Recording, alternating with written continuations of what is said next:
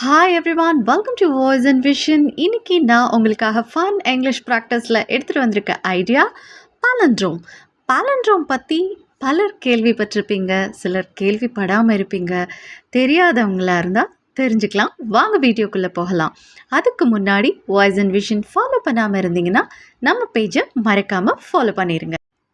இப்போ ஸ்க்ரீனில் நீங்கள் பார்க்குற அந்த பிரைட் வேர்ட்ஸ் எல்லாத்தையும் ரிவர்ஸில் படிங்க. அதே தான் வரும். That is call palindrome. ஒரு வார்த்தையோ ஒரு வாக்கியமோ இல்லை நம்பர்ஸாக கூட இருக்கலாம். அதை நீங்கள் ரிவர்ஸில் படித்தாலும் ஒரே மாதிரி தான் இருக்கும். இந்த பாலண்ட்ரோமில் நமக்கு சென்டென்ஸ் கூட இருக்குது.